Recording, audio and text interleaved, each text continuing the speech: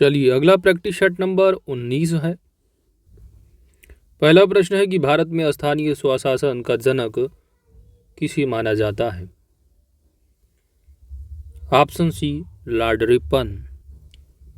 भारत में स्थानीय स्वशासन का जनक लॉर्ड रिपन को माना जाता है। रिपन ने 1882 ईस्वी में स्थानीय शासन की शुरुआत की। लॉर्ड रिपन के कार्यकाल 1880 से 84 ईस्वी को स्थानीय स्वशासन का जन्मकाल भी माना जाता है। सर्वप्रथम स्थानीय स्वशासन के अंतर्गत मद्रास प्रेसिडेंसी में नगर निगम की स्थापना की गई थी। तो अक्सर एग्जाम में पूछ भी लिया जाता है कौन सा नगर निगम सबसे पहले स्थापित रहा है। हरित क्रांति का जनक किसे कहा जाता है? अच्छा, यहाँ पर जो है किसने दिया था नाम ये बताना है यहाँ पर। तो नाम देने वाले रहे हैं विलियम गॉड, जबकि भारत के स्वामीनाथन है और जानते हैं नॉर्मन बोरलॉग तो दुनिया के माने जाते हरित क्रांति के जनक, और वर्गीज कुरियन तो ये श्वेत क्रांति की और जो कि अमूल के फाउंडर भी हैं। अमेरिका के वैज्ञानिक विलियम गॉड ने हरित क्रांति का नाम दिया था। भारत में हरित क्रांति का श्रेय डॉक्टर एम एस स्वामीनाथन को दिया जाता है। विश्व स्तर पर नॉर्मन बोरलॉग को ऑपरेशन फ्लड या श्वेत क्रांति तो ये वर्गीज कुरियन है और ये अमूल के फाउंडर भी है। आंवला ये बार बार एग्जाम में अक्सर एग्जाम में पूछ लिया जाता है, यहाँ तक कि पीसीएस में घुमा घुमा बार वही चीज पूछते हैं बार बार। तो आंवला प्रतापगढ़ होगा। आंवले के उत्पादन में यूपी का भारत में प्रथम स्थान है। उत्तर प्रदेश का प्रतापगढ़ जो जिला है आंवले के उत्पादन में प्रथम स्थान पर है। आंवले में विटामिन सी सर्वाधिक पाया जाता है। तो खासकर ये विटामिन सी अक्सर बहुत पूछ लिया जाता है आंवले से। और आंवला का उत्पादन उत्तर प्रदेश में कहाँ? ठीक है, याद रखिएगा। अरहर की बुआई किस महीने में की जाती है? ऑप्शन ए जून जुलाई। अरहर की बुआई जून जुलाई माह में की जाती है। खरीफ फसल के अंतर्गत आता है या उष्ण एवं उपोष्ण क्षेत्रों में उगाई जाती है। दोमट मिट्टी इसके लिए उपयुक्त होती है। इसकी जड़ों में राइजोबियम नामक जीवाणु पाए जाते हैं।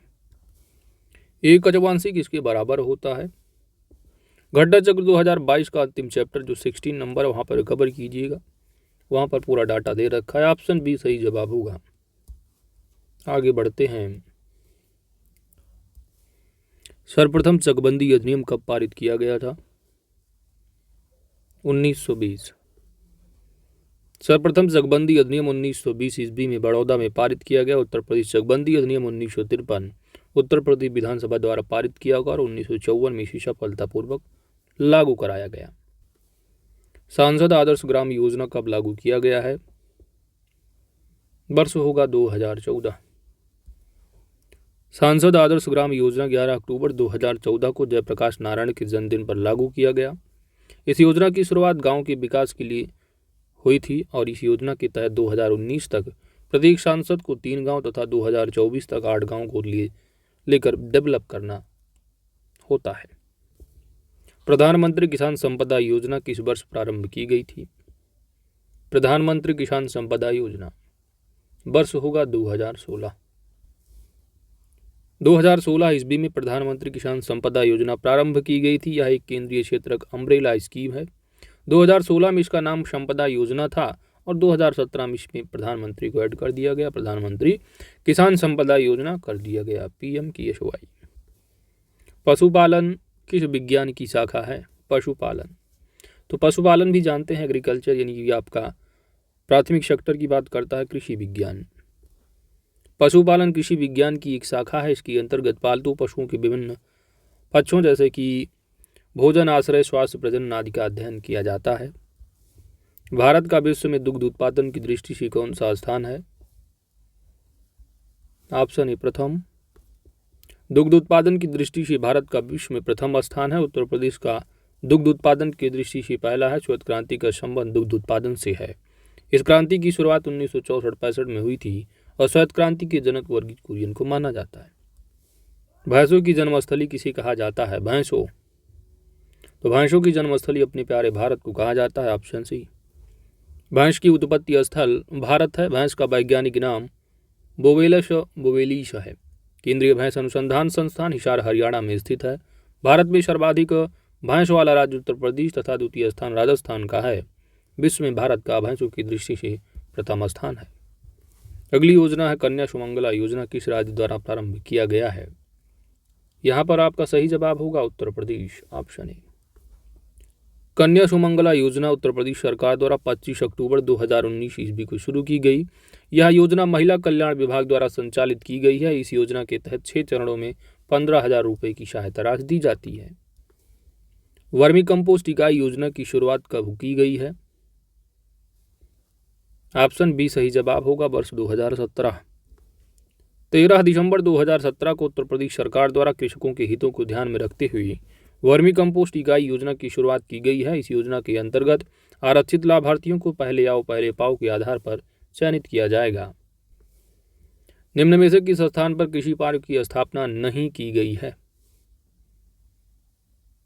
तो लखनऊ में भी है, वाराणसी में भी है, सहारनपुर में है, लेकिन गाजियाबाद में नहीं है। तो इसलिए ऑप्शन यहाँ पर आपका बी सही जवाब हो जाएगा। उत्तर प्रदेश सरकार द्वारा लखनऊ, वाराणसी, हापुड़, सहारनपुर में कृषि पार्क की स्थापना की गई है। कृषि पार्क की स्थापना का उद्देश्य है किसानों को उनके उत्पादों को उचित मूल्य प्राप्त हो सके।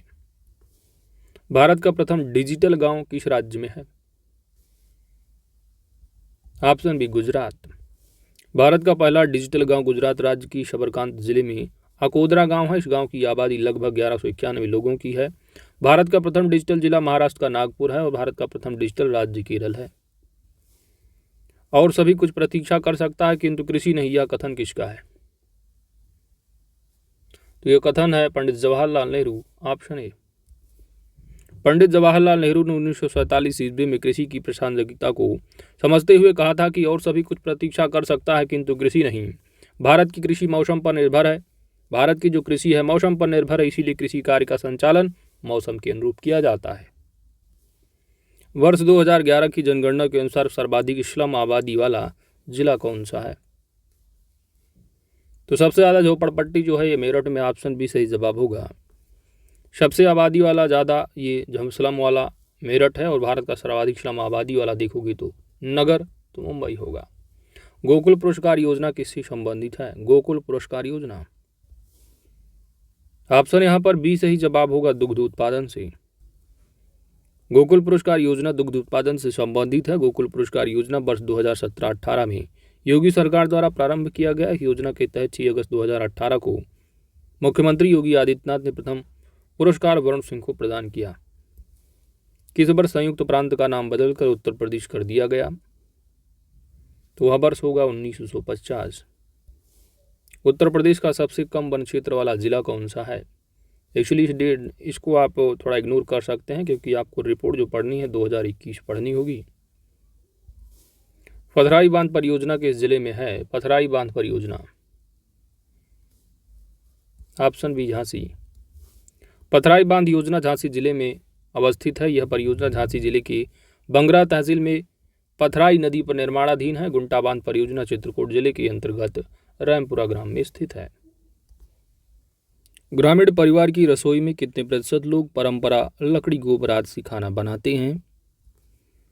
Option D 85। 85% ग्रामीण परिवार की रसोई में परंपरागत लकड़ी गोबर आदि का प्रयोग किया जाता है। नोट क्या है कि 25% ग्रामीण परिवार ईंधन की लकड़ी का, 10% गोबर की उपालियों का और रसोई गैस का 5% है और मिट्टी के तेल का भी प्रयोग करते हैं ग्रामीण 1%। उत्तर प्रदेश की किस प्राचीनतम भूभाग का हिस्सा है? तो उत्तर प्रदेश जो है यह गोंडवाना लैंड का जो है भूभाग है। ऑप्शन यहाँ पर डी सही जवाब होगा। उत्तर प्रदेश गोंडवाना लैंड भूभाग का हिस्सा है।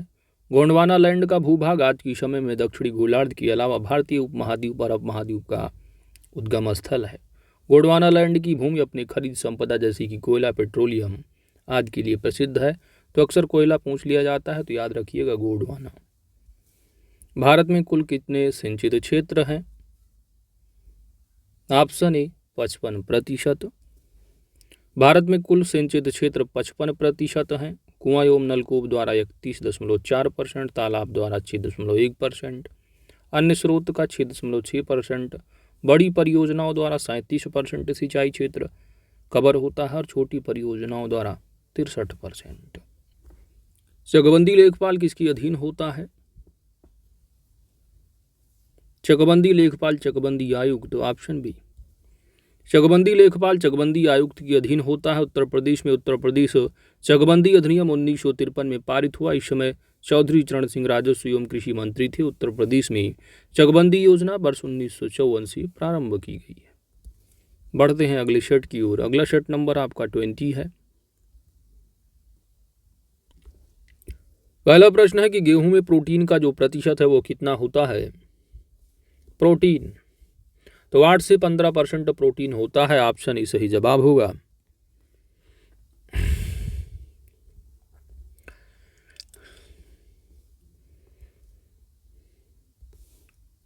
तो 15% लगभग 8 से 15 आपका प्रोटीन हो गया। 65 से 70 सबसे ज़्यादा क्या कार्बोहाइड्रेट चावल की तरह, और 1.5% वसा है और 2% खनिज भी पाया जाता है।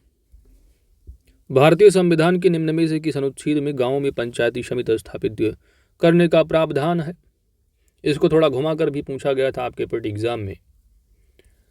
यहाँ पर आर्टिकल 14 होगा। कौन सा आर्टिकल? आर्टिकल 40। राज्य के नीति निर्देशित तत्वों का अनुच्छेद 40 ग्राम पंचायत के गठन से संबंधित है। आर्टिकल 38 लोक कल्याण से 39 समान कार्य के लिए समान वेतन, अक्सर एग्जाम में पूछा जाता है। आर्टिकल 39, ठीक है, तो याद रखिएगा 39। और 41 जो है बेरोजगारी वृद्धावस्था के कारण कल्याण से संबंधित है। आगे बढ़ते हैं।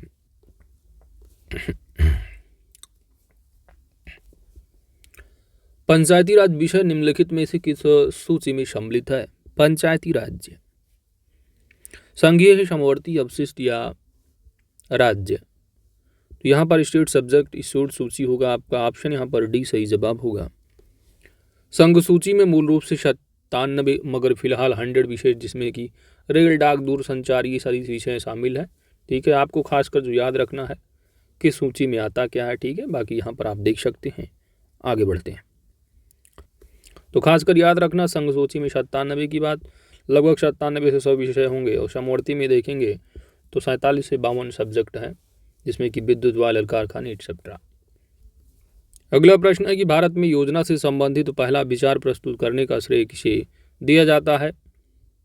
इन्हीं दो में से आप चूज कर लीजिए। ऑप्शन यहाँ पर ही सही जवाब होगा जवाहरलाल नेहरू, एम विश्वेश्वरैया। एक मिनट, ऑप्शन यहाँ पर बी सही जवाब होगा, एम विश्वेश्वरैया।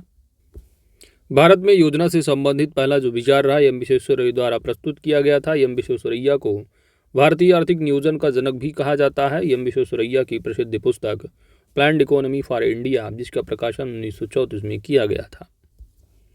भारत में आर्थिक नियोजन कब प्रारंभ हुआ है। आर्थिक नियोजन 1 अप्रैल 1951। ऑप्शन सी सही जवाब होगा। भारत में आर्थिक नियोजन का शुरुआत 1 अप्रैल 1951 को हुई है। भारत में पंचवर्षीय योजना आयोग का गठन 15 मार्च 1950 ईस्वी को किया गया। 1946 में गठित किसी नियोगी समिति की सिफारिश पर इसका गठन किया गया। प्रधानमंत्री योजना आयोग का पदेन अध्यक्ष होते हैं। योजना आयोग के अध्यक्ष कौन होते हैं? प्रधानमंत्री। और योजना आयोग गैर संवैधानिक परामर्शदात्री निकाय होती है, एक एग्जीक्यूटिव बॉडी है, कार्यकारी संस्था। योजना आयोग द्वारा अब तक कितनी वार्षिक योजनाएं बनाई जा चुकी हैं? Option C 7। योजना आयोग अब तक कुल 7 एक वर्षीय योजना बना चुकी है। 3 वार्षिक योजना 1966 से 69 तक रही। अनवरत योजना 78 से 80 और वार्षिक योजना 90 से 92। तो 3, 2, 5, 2, 7। चावल के उन्नत बीज के प्रति हेक्टेयर बीजारोपण दर कितनी होती है? 15 किलोग्राम। चावल के उन्नत बीज की प्रति हेक्टेयर बीजारोपण 15 किलोग्राम है, जबकि साधारण चावल की दर बुआई हेतु 75 से 100 किलोग्राम तथा रोपाई हेतु 25 से 30 किलोग्राम होती है। 23 से 30 किलोग्राम। उत्तर प्रदेश के किस जिले में अफीम की खेती अधिक की जाती है? Option D Barabanki. उत्तर प्रदेश के बाराबंकी जिले में अफीम की खेती सबसे अधिक की जाती है और राज्य की एकमात्र अफीम फैक्ट्री गाजीपुर जिले में स्थित है। स्वतंत्रता पूर्व डॉक्टर एम विश्वेश्वरैया ने भारत में नियोजन की एक योजना प्रस्तुत की थी। उनकी यह योजना कितनी वर्षीय थी? ऑप्शन डी सही जवाब होगा 10 वर्षीय। माफ कीजिएगा, ऑप्शन सी 10 वर्षीय। 1934 ईस्वी में एम विश्वेश्वरैया द्वारा भारत की आर्थिक नियोजन हेतु प्रस्तुत योजना में योजना के लिए 10 वर्ष का समय निर्धारित किया गया था। निम्न में से किस दलहन फसल का क्षेत्र उत्तर प्रदेश में सर्वाधिक है? ऑप्शन बी अरहर। मसूर के उत्पादन में उत्तर प्रदेश का प्रथम स्थान है। तो याद रखिएगा, निम्न दलहन उत्पादन सबसे ज्यादा क्षेत्र किसका है? तो मसूर का है। ऑप्शन डी सही जवाब होगा। कौन सा फसल चक्र पूर्वी उत्तर प्रदेश के लिए सर्वाधिक उपयुक्त है? ऑप्शन ए धान, मक्का, गेहूं। धान, गेहूं और मक्का पूर्वी उत्तर प्रदेश के लिए सबसे उपयुक्त फसल चक्र है। किसान चैनल का प्रधानमंत्री द्वारा कब उद्घाटन किया गया है? 26 मई 2015। डीडी किसान चैनल का आरंभ भारत के वर्तमान प्रधानमंत्री श्री नरेंद्र मोदी द्वारा 26 मई 2015 को किया गया। इसका प्रमुख उद्देश्य कृषि संबंधी क्षेत्रों जैसे कि नई तकनीकी का प्रसार, पानी की संरक्षण व जैविक खेती जैसे विषयों की जानकारी को कृषकों तक पहुंचाना है। महानिर्वाण मंदिर कहाँ पर अवस्थित है? Option B Kushinagar. महानिर्वाण या निर्वाण मंदिर उत्तर प्रदेश के कुशीनगर जिले में स्थित है। महानिर्वाण मंदिर कुशीनगर का प्रमुख आकर्षण है। इस मंदिर में महात्मा बुद्ध की 6.10 मीटर लंबी प्रतिमा स्थापित है। 1876 ईस्वी में खुदाई के दौरान यह प्रतिमा प्राप्त हुई थी। यह सुंदर प्रतिमा चुनार के बलुआ पत्थर को काटकर बनाई गई थी। प्रतिमा के नीचे खुदे अभिलेख से पता चलता है कि इस प्रतिमा का संबंध 5वीं शताब्दी से है। कहा जाता है कि हरिबाला नामक बौद्ध भिक्षु द्वारा गुप्त काल के दौरान यह प्रतिमा मथुरा से कुशीनगर लाया गया था। हर्षवर्धन के 2 महान धार्मिक सम्मेलनों का आयोजन कहाँ पर किया गया है? ऑप्शन ए सही जवाब होगा, कन्नौज, प्रयागराज। हर्षवर्धन ने 2 महान धार्मिक सम्मेलनों का आयोजन कन्नौज और प्रयाग में किया। कुंभ मेलों का आयोजन भी हर्षवर्धन ने ही शुरू करवाया था। हर्षवर्धन, जिसने उत्तरी भारत में 606 ईस्वी से 647 ईस्वी तक राज किया, उसका राज्य पूर्व के कामरूप तक तथा दक्षिण में नर्मदा नदी तक फैला हुआ था। कन्नौज उसकी राजधानी थी, जो आज उत्तर प्रदेश में है और इत्र नगरी के लिए प्रसिद्ध है तथा कन्नौज को नगर महोदय श्री नाम से भी जाना जाता था। हर्षवर्धन के शासनकाल का इतिहास मगध से प्राप्त 2 ताम्रपत्रों, राजतरंगिणी चीनी यात्री हुएनसांग की विवरण और हर्षयोम वाणभट्ट रचित संस्कृत काव्य ग्रंथों में प्राप्त है। प्रधानमंत्री ग्राम सड़क योजना के संबंध में आपको यहाँ पर बताना है क्या सही होगा। सही जवाब इसका होगा ऑप्शन डी, उन गांवों में जो सड़क से भली भांति संबद्ध नहीं है, सामाजिक जीवन का विकास करने हेतु प्रधानमंत्री ग्राम सड़क योजना शुरू की गई। इसकी शुरुआत 25 दिसंबर 2002 ईस्वी को की गई और इस योजना की शुरुआत अटल बिहारी वाजपेयी द्वारा किया गया। तो थोड़ा बहुत इन लोगों मिस्टेक भी की है, ठीक है, इसको 2000 कर लो यार। 25 दिसंबर 2000 को शुरुआत हुई, ठीक है। घटना चक्र 2022 एडिशन अच्छे से कवर कीजिए, वहाँ पर मिलेगा। जैसे कि यहाँ पर अभी आप लोगों ने देखा होगा पिछले सेट में मंगलवार दे रखा है, ठीक है, तो भी अपडेट कर लीजिएगा। थाना और तहसील दिवस आपका जो है शनिवार को किया जाता है। ये सारी चीज़ें हैं। आगे बढ़ते हैं। चलिए भाई, अगला प्रश्न है कि विजन 2020 है क्या? विजन 2020 यहाँ पर सही जवाब होगा ऑप्शन डी, भारत सरकार का एक कार्यक्रम सभी क्षेत्रों में पूर्ण आत्मनिर्भरता प्राप्त करने का। विजन 2020 भारत सरकार का एक कार्यक्रम है जिसका मुख्य लक्ष्य है, उद्देश्य है कि संपूर्ण क्षेत्रों में पूर्ण आत्मनिर्भरता करना है। सामुदायिक विकास कार्यक्रम, जिसे 2 अक्टूबर 1952 में प्रारंभ किया गया था, तो सामुदायिक विकास कार्यक्रम ने जो रास्ता तैयार किया वो आर्थिक योजना की संगठन का, साथ ही साथ पंचायती राज की संगठन का, ग्रामीण जीवन की सर्वांगीण विकास के लिए उपरोक्त तो सभी। ऑप्शन डी सही जवाब होगा। सामुदायिक विकास कार्यक्रम 2 अक्टूबर 1952 ईस्वी को पंडित जवाहरलाल नेहरू द्वारा प्रारंभ किया गया है। यह भारत सरकार की प्रथम योजना थी। देसाई के अनुसार सामुदायिक विकास योजना एक ऐसी पद्धति है जिसके द्वारा पंचवर्षीय योजनाओं में निर्धारित ग्रामों के सामाजिक तथा आर्थिक जीवन में रूपांतरण की प्रक्रिया प्रारंभ करने का प्रयत्न किया जाता है। सामुदायिक विकास योजना का मुख्य उद्देश्य ग्रामीण जीवन का सर्वांगीण विकास करना तथा ग्रामीण समुदाय की प्रगति एवं श्रेष्ठतर जीवन स्तर के लिए पथ प्रदर्शन करना। इसके अंतर्गत देखेंगे तो पहला आपका ग्रामीण जनता के लिए मानसिक दृष्टिकोण में परिवर्तन लाना है। गांव में उत्तरदायी तथा कुशल नेतृत्व का विकास करना है। संपूर्ण ग्रामीण जनता को आत्मनिर्भर एवं प्रगतिशील बनाना, ग्रामीण शिक्षकों के हितों को सुरक्षित करना, ग्रामीण समुदाय के स्वास्थ्य की रक्षा करना और इस सुधारों को व्यवहारिक रूप से देने के लिए ग्रामीण स्त्रियों एवं परिवारों की दशा में भी सुधार करना है। उत्तर प्रदेश का पहला समाचार पत्र निम्न में से कौन था जो 1845 ईस्वी में गोविंद नारायण थत्ते ने संपादन में निकलना शुरू हुआ था? तो वह रहा बनारस अखबार। ऑप्शन सी सही जवाब हो जाएगा। बनारस अखबार का प्रकाशन जनवरी 1845 में हुआ। यह अखबार गोविंद नारायण थत्ते के संपादन में उत्तर प्रदेश से प्रकाशित हुआ। अखबार के संचालक राजा शिव प्रसाद सितारे हिंद थे। अधिकांश लोग इस अखबार को ही हिंदी का पहला अखबार मानते हैं, किंतु इसे हिंदी भाषी क्षेत्र का प्रथम समाचार पत्र माना जा सकता है। अगला प्रश्न है कि धर्मराज का स्तूप कहाँ पर स्थित है? Option A Sarnath. धर्मराज स्तूप, जिसे धमेज स्तूप के नाम से भी जाना जाता है, वाराणसी जिले के सारनाथ में स्थित है। इसका निर्माण अशोक ने करवाया था।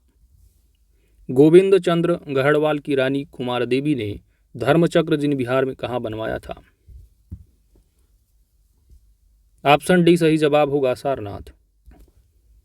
चंद्रप्रभा राष्ट्रीय वन्य प्राणी अभ्यारण्य कहाँ पर स्थित है?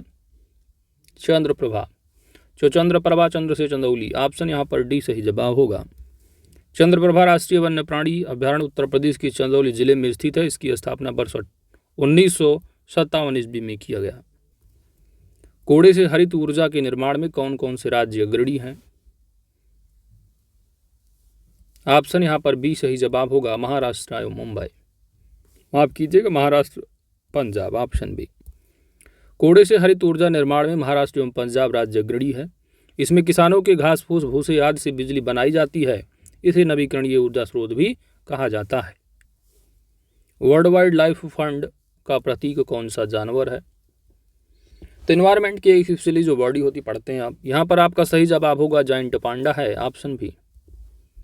वर्ल्ड वाइड लाइफ फंड ने 1961 ईस्वी में अपनी स्थापना से संगठन के प्रतीक चिन्ह के रूप में जायंट पांडा को अपनाया। इसका निवास स्थान मुख्यतः शीतोष्ण चौड़ी पत्ती वाले और मिश्रित वनों में मिलता है।